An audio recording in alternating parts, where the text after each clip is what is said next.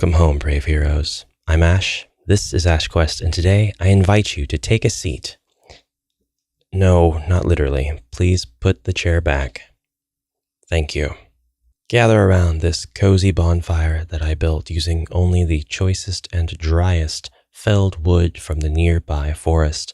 I like to take walks through here sometimes as it's perfectly safe so long as there are no pickpocketing goblins around, but it does border a mysterious dungeon that has all kinds of secrets, and this presentation is meant to serve as the backdrop for Underdusk Miniatures' newest release, Ominous Encounters, which contains 64 tabletop gaming miniatures. If you have passed on these releases before, stick around. This is without a doubt the best release that Underdusk Miniatures has come out with yet. The box is the same size as all of the other Underdusk Miniatures boxes, so it will fit in very well with your library of these miniatures if you're keeping them pretty well sorted in their boxes. You can see a decent preview of all of the miniatures here on the front. One thing that this is not going to prepare you for is the size, and most of these pictures do not do their miniatures justice at all, but we are going to be looking at 24 unique sculpts,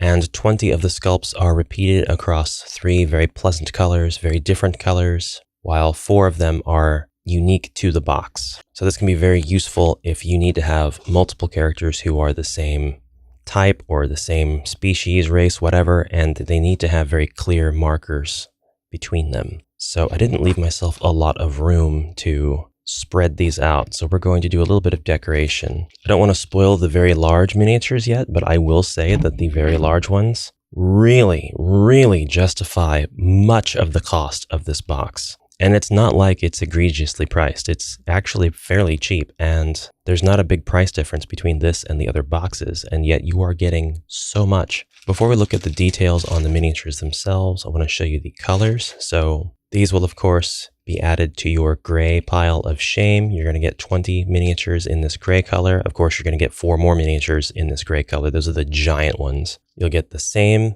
miniatures in this lovely sort of tan color. Got flavor, it's got charm, it's a good color to have on your board. And actually the coloration of these minis goes really well with a lot of the assets that I have on the board here. It like fits right into the color profile. And actually, I think they look a lot better than the default gray. So like at this point, your players are probably just expecting to see gray all over the board every time they come over to play a game because you're too lazy to paint your miniatures. Don't feel bad, I'm in the same boat with you. And we keep buying gray miniatures, so the boat is sinking. But it would be nice if the default color for all miniatures was something like this, because this is just really nice. It sticks out, it's easy to see. The way that the light plays off of it, you can see the details nicely from a distance, from above. The third color of miniatures that we have are these green ones, and it's a soft green. It's a bit muted. It's a very pleasant color to look at also. Am I really going to spend several minutes talking about the color of the miniatures? Yeah, because I do think that that's important. These miniatures represent your characters, your NPCs, your monsters, your players on the board. And it's really nice to see them represented by colors other than gray. It looks like we've been visited by some ominous encounters, and they're going to be populating this board that I've made. I think you'll find that they're going to be quite flexible in terms of how you use them. Whether your mushroom monster is going to cozily saunter about the town, offering its services as a fun guy to anybody who mutually mycelium beneficial assistance. That was a reach, but I tried. To being equally at home in the forest where it can serve as a dangerous combat encounter. To showing up unexpectedly in the dungeon. Before I get into the details, just one more thing that I want to say in general about these miniatures. This plastic is the formulation. This is exactly what all miniatures forever should be made of. Whatever you have landed on here, Underdusk Miniatures, with the manufacturing of these miniatures, this is what all of them should be made out of going forward. It is very flexible. It's not brittle at all. There's not going to be any breaking. It is also very rigid and tough. If you do get any that are warped, which I really don't think you will, the hot water trick will work with them. And all of the details in the sculpt are very visible, so it's a good formulation to show off small details on miniatures while also being very, very rigid. I mean, this box comes with 4 miniatures that you can basically chuck at your players or your DM when they're being a little bit too unruly, and the target will break before the miniature does. So I think that that's a good sign of build, miniature build. I also want to step out onto a pedestal, and I want to proclaim that Ethan is at worst as good of a sculptor as whoever they have at WizKids, and at best is a better sculptor. And the miniatures, apart from that, come out looking better than the ones you get from WizKids minis, because none of the details are lost in the exceedingly small size that the sculptors choose to sculpt on to their miniatures over at WizKids. I'm going to disclaimer that a little bit. I don't know who's doing the sculpting for WizKids now. I don't even know what miniatures I've seen from WizKids that are like new. And this is a WizKids miniature for comparison. This is one of the official Nolzur's minis. I think that this is an elf hunter or elf bard or half elf, but I don't know. The details are okay, but the placement of where everything is supposed to be versus how the miniature itself is manufactured, you can see mold lines in places. The sculpt is too small to actually show you relevant details in a lot of places. It looks like they spent a lot of time on this character's face, for example, and they made sure to texture underneath the cape, and then you've just got a lot of things that have no detail, no texture at all. Maybe it's a very strange thing to be picky about, but I do enjoy being picky about my sculpts, and I think that the sculpt work on these miniatures is at a retail level. I can't say that about every previous box from Underdusk, but this is the one where the sculptor's abilities have reached, in many, many, many cases, above this level. There are still more heights to ascend to, but this is an excellent level. This is a great trajectory. Let's get into the sculpts. First up is our mushroom man, and if it wasn't evident, he's actually got a scream of agony kind of expression on his face. He just wants you to end him.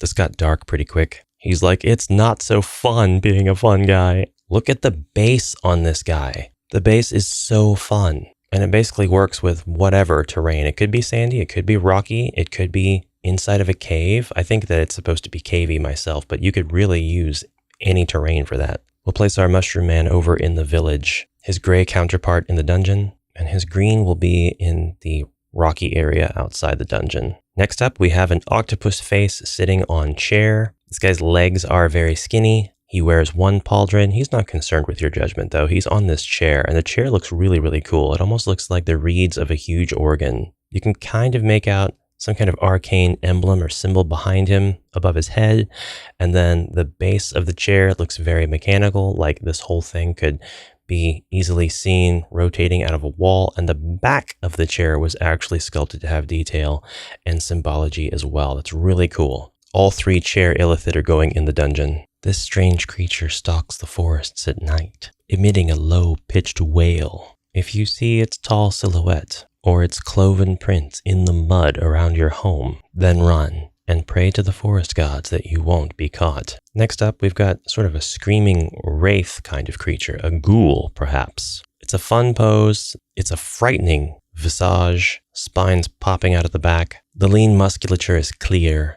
under the strands of hair. This is what I look like, by the way, when the shower water's too hot. Front of our dungeon, just to warn adventurers of what they're getting into should they choose to proceed. Next up, and perhaps unexpected, is a goblin. It's kind of an elder guy. He's got a staff that's supporting his weight as he walks carefully through the woods. He has a careful expression on his face. Perhaps it is a bit distrustful. Perhaps this particular goblin would fit very well in the world of HeroQuest. Shar agreed with me about the miniatures being of a better quality than the WizKids that we've picked up over the years, and also denoted that this box was the most D&D-like out of all of them so far, with a lot of them being maybe feeling like they were Baldur's Gate coded.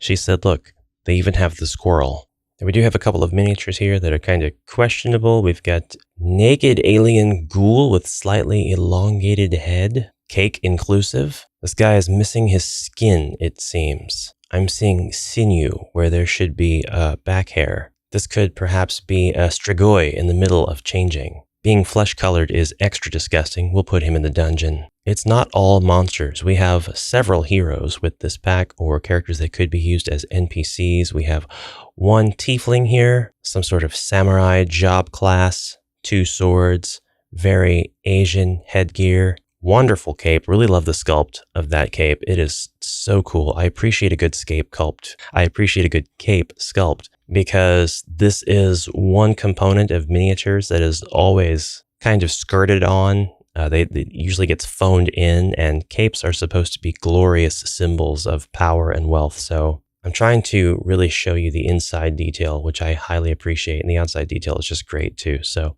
this doesn't have to be a tiefling in your campaign. Yes, there is a tail, but you could just pretend that the horns are from the helmet itself, and they very well could be. I could just be projecting tieflingism. Then we have a demon. Could this be a demon lord responsible for so many travesties in the isekai genre? Probably. I love the terrain on the base for this one. I haven't really been showing off the bases, but they've all been textured. They've all had really cool details added to them that don't take away the immersion of the mini in its environment. I don't know what to make of this guy. He is a four-armed magician, perhaps, of some kind. He is here to present. He is here to be perhaps insincere in his dealings with the hero party.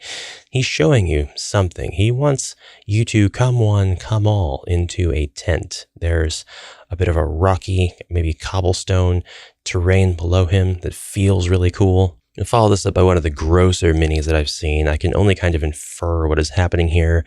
It looks like an undead creature of some kind is pulling open its torso to expose some kind of emerging creature or treasure within some kind of object, while a tongue stretches down below its jaw, its cowl not doing much to hide or protect its modesty.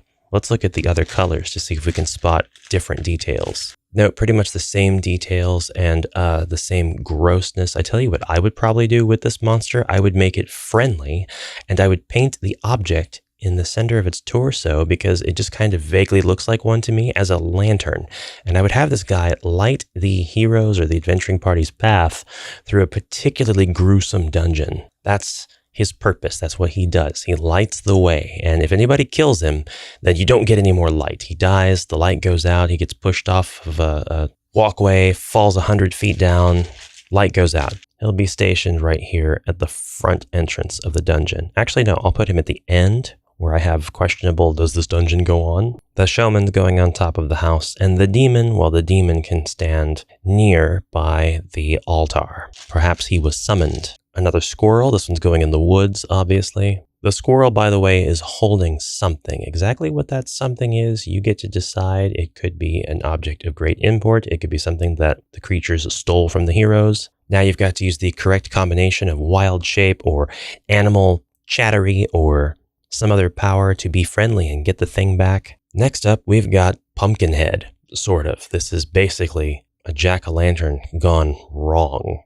Somebody was playing Minecraft when they thought of this, I believe. Just in time for spooky season, we've got some pumpkins and some skulls and some other general really cool details around the base for this one. Not a single nanometer is wasted. The expression on the pumpkin heads, well, pumpkin is hilarious. It looks perturbed. I hope a lot of time was put into it. It looks like a lot of time was put into this. Like, this looks very deliberate. It's a very specific kind of expression. But he need not be a bad guy. He could be a benevolent creature summoned for the festivities. I was caught at the last second between festivals and festivities. It happens to me a lot, to be honest. I edit a lot of those takes out. This next warrior is very questionable as far as his alignment goes.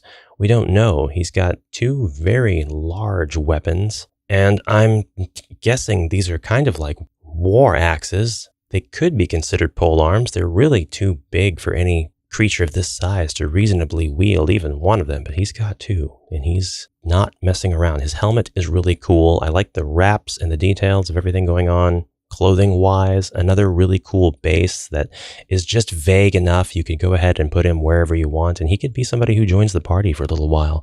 I'll put him at the intersection of the dungeon. Next up, we have possibly a female tiefling, possibly a succubus, possibly just a female demon. She is holding a lock of her own hair, perhaps in an attempt to be charming to the adventuring party, holding her other hand out a bit harmlessly. She actually has two tails. She is a little bit different. She could be a princess of the demons. She could be based on an existing, probably well-known Pathfinder or D&D character.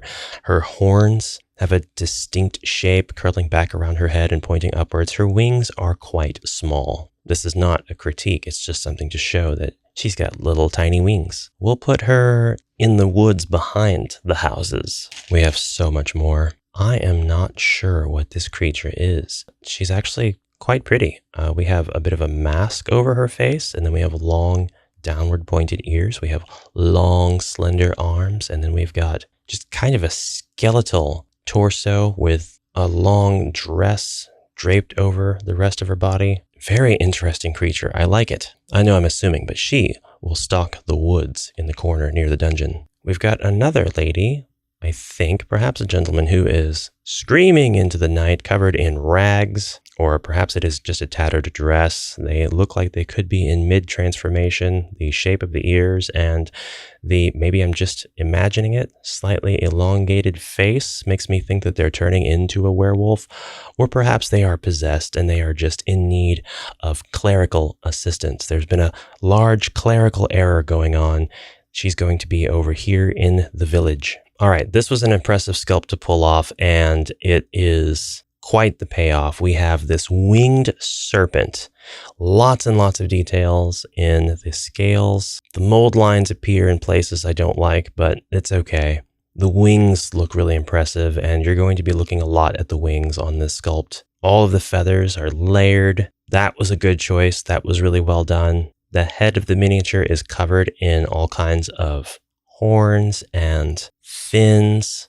This could be a benevolent creature, or it could just be a regular mob, or it could be a spirit with which the players make a pact of some kind. It could be a warlock familiar, or it could be a boss. Again, 3 colors, so you have options here. You can use all of these for the above reasons. We'll go ahead and put 1 in the dungeon, 1 in the forest, and 1 in the village. Perhaps they will be statues. All right, this one I'm unsure about. The head and the details on the snoot need work. It kind of looks like we have an alligator man at our disposal. That's what it kind of looks like to me. This could just as easily be some other creature, but I can't, now that I've thought of alligator, I really can't move away from that in my mind. Crocodile, perhaps. Again, cool base, vague, but somehow still got scatter on it. Still got the greeblies, so you can use it in a variety of ways. This could be from the swamp. We have these sort of scyther arms. I'm just a bit of a Pokemon reference. Sorry about that. But the torso is kind of lost for this sculpt. I don't know what it is I'm looking at. If it's scales, if it's plating. The spikes are a nice touch. They do get muddied along the side. And then the arms have got some spots that almost look like where supports would have been torn away were this 3D printed. I am 99.9% sure that this was injection molded though, so I think that the mold just needs some work. Nevertheless, he will go into the forest. Dwarf. You want him to be a troll slayer? He's a troll slayer. He's got a mohawk, his beard, an axe, a buckler. He is fearless. He is ready to storm into whatever situation you want him to go into. Very bring it on look in his eyes. I'd use him for an NPC. I'd probably even park him behind a counter or in front of a counter at a bar. He's going to go over here with these barrels and not for any sort of drinky reason whatsoever. Last of the small miniatures, we have a lady, and she's very questionable. She is actually carrying around a couple of heads. I'm not sure if they are heads on a rope, if they do seem to be attached to each other. So this was a feat. We have heads, perhaps shrunken heads, perhaps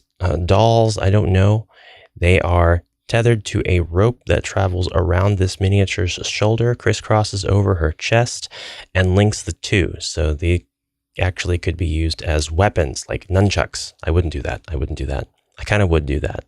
I'm not sure. The jury's out. This gives her a very questionable, dubious presence as soon as she is put on the board. The longer you look at her, the more enraptured and enthralled you think you'll be, but the more fearful you actually become. Interesting to note that this sculpt just looks ever so slightly different between the colors, and I think that that's more of a manufacturing quirk than anything else, but her head is just very slightly turned on the green, so I thought that that was interesting. She will go into the woods near the fire. All right, it's time to show you the large miniatures. Guys, these are insane.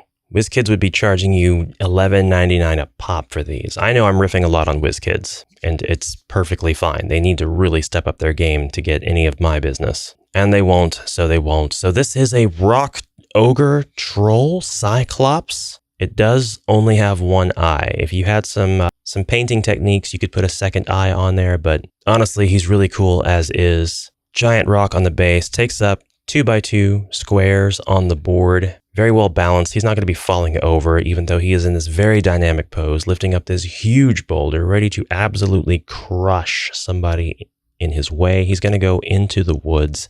His buddy here, who questionably doesn't even have eyes, but you could fix that with a little bit of paint or some of those googly eyes. I don't know what's going on here, if this is on purpose, if this is like ethereal or a representation of wind or something, but that's not good.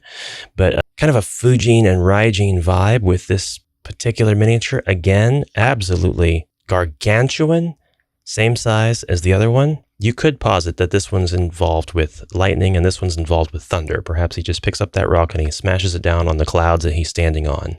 It's thunder and lightning god behavior. Don't ask me for the logic. Really cool stuff. Shar pointed out that this could be Shippo, and I said, what the heck is a Shippo? And she said, well, it's a shark hippo. So yeah, the sculptors still have quite the sense of humor. This thing is no less threatening. Kind of reminds me of the golden hippos from Elden Ring's Shadow of the Erdtree expansion. I do wish the shark tail had been much bigger. Just take this, cut it off, do a little bit of transform, just scale it up to 600%. Put that bad boy back on there and you've got a real tail. But this guy, he's just been on land for so many generations, hundreds and hundreds of years, that his tail has shrank. He's just not evolved the ability to use it effectively anymore.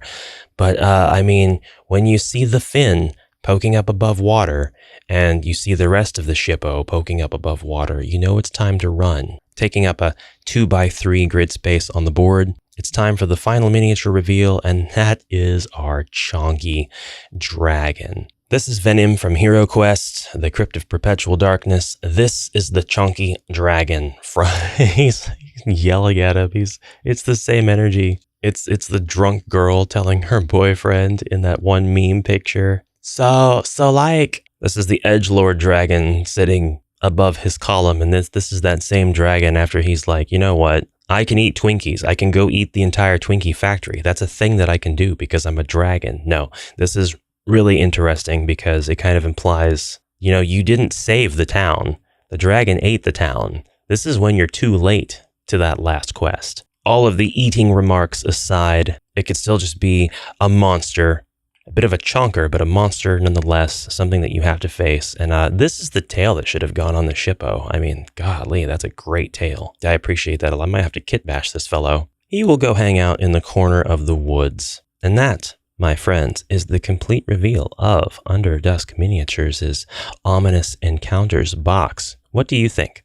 Worth the price? I think very, very well worth the price, more than any of the other boxes from this line. And I think that this establishes a benchmark, and the creators are going to have to meet this benchmark. I think it'll be tough to exceed, but I think that they can do it from this point onward to really be in the bigger leagues of miniatures. I mean, I'm not going to talk out of both sides of my mouth. I don't think that there is a bigger league of miniatures. I just think that there are tons and tons and tons of miniatures out there, with, unfortunately, the one brand that I just can't stand being the most popular in local game stores. I want this normalized. I want these miniatures in my local game stores. There's nothing wrong with Dungeons and Lasers. That's a fine brand also, but this one is budgeted. This one does not break the bank. You can get a ton of miniatures using these Underdusk Miniatures collections, and I'm not sponsored. I mean, in the past, actually, I have taken boxes from these creators and they wouldn't color my opinions. I've had sculpts in the past that I've not been super happy about.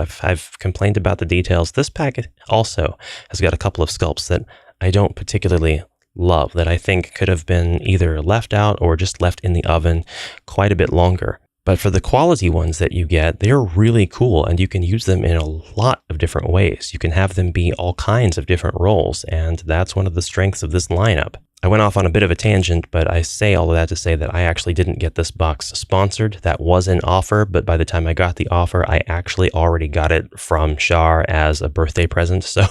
Yeah, that is Underdusk Miniatures Ominous Encounters. Best box yet, best material yet. I think the last box was made out of the exact same material because it's really a lot more sturdy, but these are the sturdiest yet. These are the best material yet, so keep that material, keep this aesthetic, keep the scale, keep the variations coming, keep the same miniature but cast in different colors trend coming. I love that. I really hope you guys will comment down below the things that you like seeing about this and the things that you don't like seeing about this, and how these are arranged and released and distributed and put into different colors and stuff, even if they disagree vehemently with what I'm saying here, because I think that it's important for everybody who is going to spend money on this to sound off, and you should do that. You should do that. And if you're not going to spend money on it, you should also explain why that is. I mean, will they HeroQuest? Absolutely. You tell me. I mean, look, we've got a new shape for the Druid right here. A lot of the miniatures will actually scale fine with HeroQuest. This is probably the most HeroQuestable box out of all of them. But that's all the time I have, Brave Heroes. Thank you very much for stopping in and for your kind support, and I will see you in the next exciting adventure. Until then, onward.